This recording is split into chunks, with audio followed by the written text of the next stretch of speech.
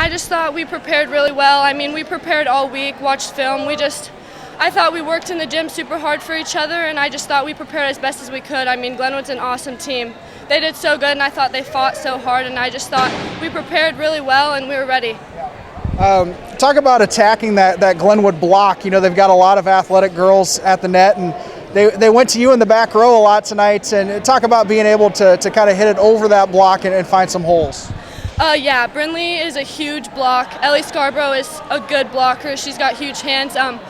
I felt like we just, in practice, I mean, we had Kobe working with us. He has huge hands in practice. And, I mean, we just kind of worked with him, and he worked with us on tooling the block and trying to get around them. And for me in the back row, it's just kind of, here and there, I mean, I try to swing as much as I can, and tonight it worked really well. Yeah. You know, it seemed like in the sets that you guys won tonight, you started out fast. You were able to get out early. How big of an emphasis was that to try to start fast against this team? Oh, it was huge. I felt like we just came out and everybody was loud and just ready. After the first point, everybody was jumping around, and it's just so much fun playing that way, and I thought everybody did so good. It feels pretty great to be a team like them. They're a pretty solid team, so it's a pretty big win for us. What was working for you offensively tonight? It seemed like you were able to do a lot of damage in the middle, few slide plays. So what was working for you? Where were you able to find openings? Our passes were really on today, and our setter did a really good job of just getting the ball where she needed to. So, you know, Glenwood's got a lot at the net for a block. They're athletic. They've got some height at the net. How do you find ways to get around their block? You just kind of have to do it. It's kind of difficult sometimes. You just got to use the block sometimes. She's a good blocker, so it's pretty difficult.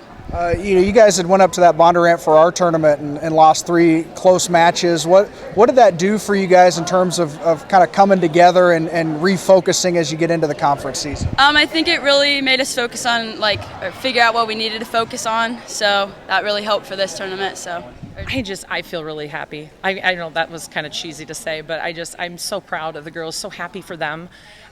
You know, we're going to come in this year as underdogs every single match, and that's kind of a fun place to be. You know, hopefully teams will underestimate us, and you know, they executed. We had a really good game plan going in, we felt, and the girls really bought into it and executed where we need to, and just played fearless. That's the big word that I felt we swung fearless. We had a huge block across the net, some really fantastic swings that we were trying to dig defensively. It was just a whole team effort. Yeah.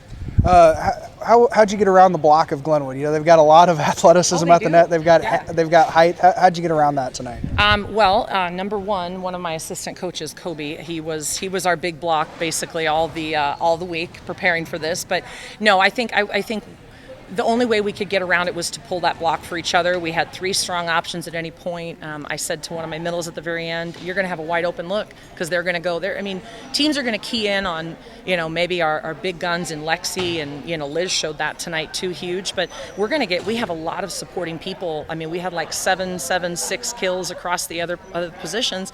And a lot of times they have really good looks because our middles or our outsides have pulled that block for them. So, you know, it was a large part in just that team effort and pulling the block and being loud and, you know, keeping them guessing where the ball was coming. So you guys went up to that Bondurant for our tournament and lost 3 really close matches. Yeah. What did that do for the identity of this team and maybe give them a little confidence or try to recenter them coming into the conference season? Oh, I think that's a great question because we knew we were within points of, you know, one way or the other. It was, you know, 5, 6, 7 o'clock playing those matches, a lot of weak legs, but we learned a lot of good lessons. And it's hard for kids to see that in the moment when they're losing, but, you know, those are good losses for us to learn from, how to push through, how to stay mentally tough. That's been a huge part of our training this year, is just how to be mentally tougher, to play together and not let the small things, you know, not sweat the small stuff. So.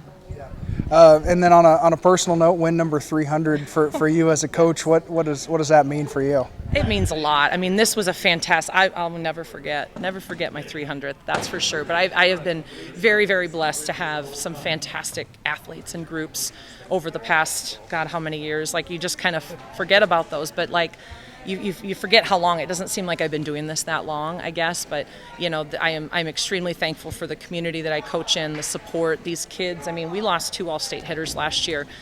By all accounts, we should be someone that everyone thinks they're going to walk all over every year, but the fact that these kids believe and they're ready to take their turn when it comes, I guess that just speaks volumes to their character, and I'm just very, very proud to be a part of their journey. So